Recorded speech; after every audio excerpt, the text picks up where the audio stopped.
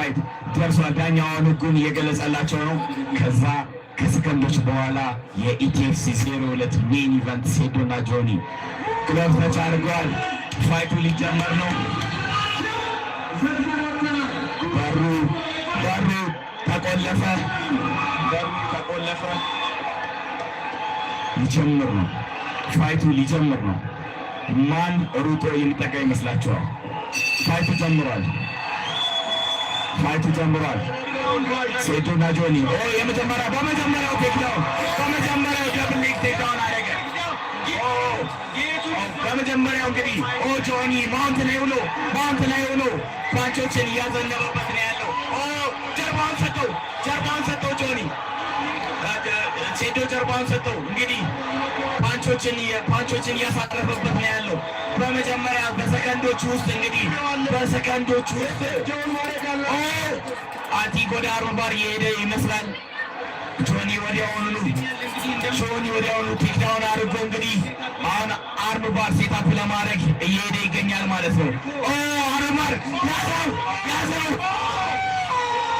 ያዘው አርምባር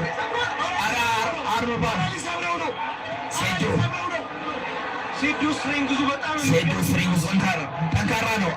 አረ ወደ አርምባር የሚሄደ ነው። ኪሞራ አረ ታፕ ሴዶ እስካሁን ድረስ ታፕ አለማድረጉ በጣም አስገራሚ ነው ማለት ነው። እንግዲህ ፉሊ ሎክድ የሆነ ኪሞራን የሞከረው ምን አይነት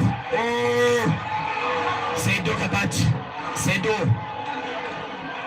እንግዲህ ጆኒ ከላይ ሆኖ ዶሚኔት ያደረገ ነው ያለው። ይቅርታ ጋይስ በጣም ስሜት ውስጥ ገብቼ ኮሜንቴት በተሳብ ማድረግ አልቻልኩም። ከላይ ሆኖ ሴዶ አሪፍ ዲፌንድ እያደረገ ነው። እስካሁን ድረስ ስትሬንግዝ አድርጓል። እንግዲህ ስትሬንግዝ በጣም አለው። እጁን እስካሁን ድረስ አርምባር ሴታፕ ለማድረግ ሞክሮም አግኝቶም እድሉን ፊኒሽ ማድረግ አልቻለም ማለት ነው። ነገር ግን አሁንም ቶፕ ፖዚሽን ላይ ሆኖ ፓንቾችን እያዘነበ ያለው ጆኒ ነው ማለት ነው። ፓንች እያደረገው ነው። ኤልቦ እያደረገው ነው።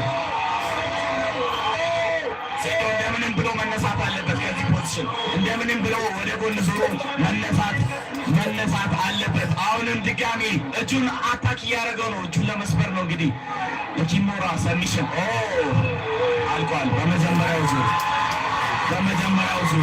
አልቋል።